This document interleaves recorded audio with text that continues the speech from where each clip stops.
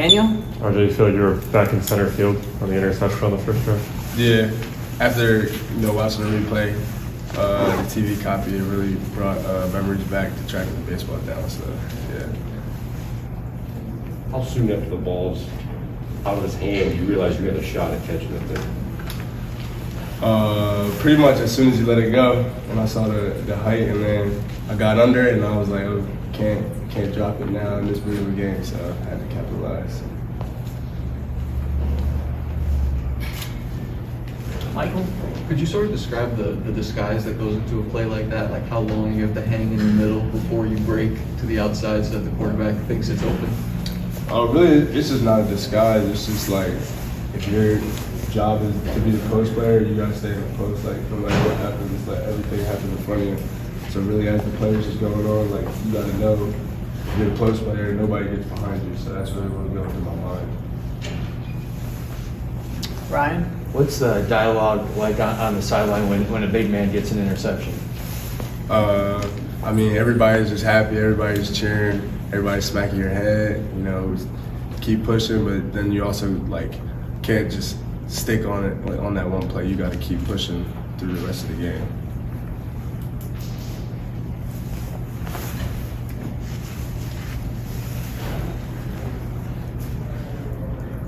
Angelique? How confident are you that this team will respond? It seems like everybody, you had your players only meeting, no finger pointing, all that, but why are you certain that this team will rebound?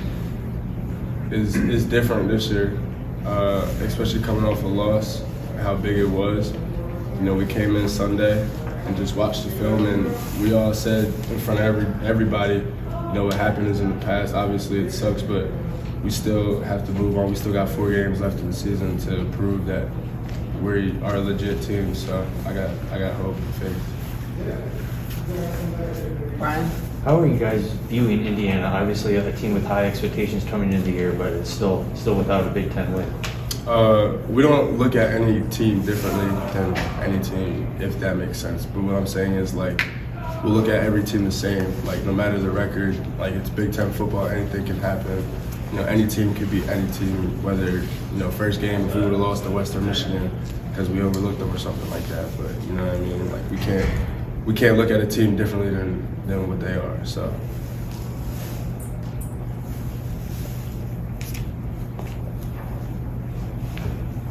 Zach? What I guess did the safety room, what was the conversation like in film after watching some of the routes Kenneth Walker had? Really, it was just what it is. The coaches kept it what it was. Obviously we didn't capitalize on making those tackles, and if I could go back, I would. But I mean, we just gotta hone in on emphasizing angles to the ball, and really, as a safety, you're the last player back there, so you got to get the ball down. So really, that's just what we've been focusing on in practice. So On the left, Michael? Or did the chance you had at the second interception, was that deflected at all, off the receiver's fingers, or did it just bounce off? I haven't got the chance to really see it, but I just saw the ball hit a hand or whatever, and it tipped. So I mean, I at that time of the game, I really got to come down with it. So I'm not gonna make any excuses. So.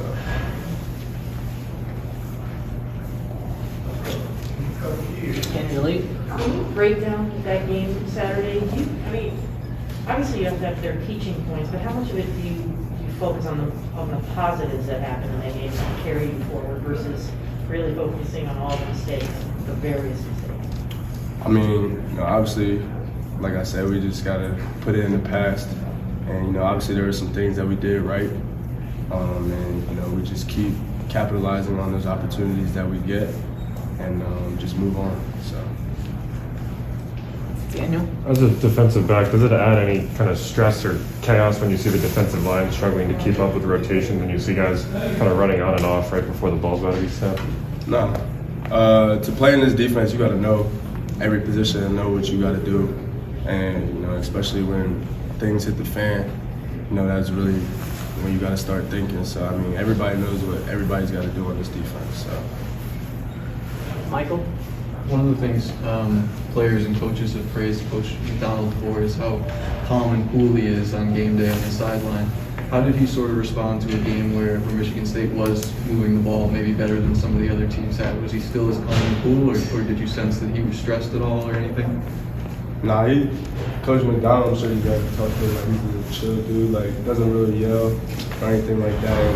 And he knows, like, since he's the mastermind behind his defense, that, you know, he's got to chill out so we don't, you know, feed off it. But really, we just have faith in his whole defense, and we just capitalize on the things that we can with him. So. Brian?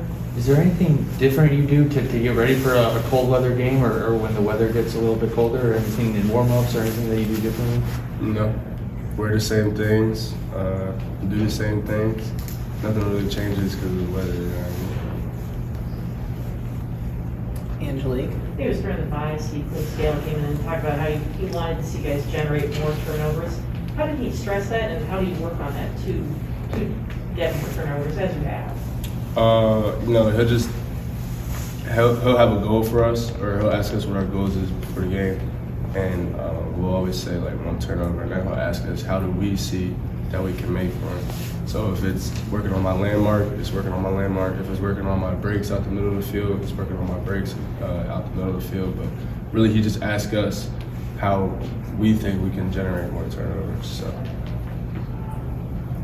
Do you feel good about that production? Because it has been tough. Yeah, we just really, like I said, in practice, we're focusing more on the things that we need to do, because obviously we're still, you know, doing good things. We're just focusing on the little details, and we're just gonna keep riding.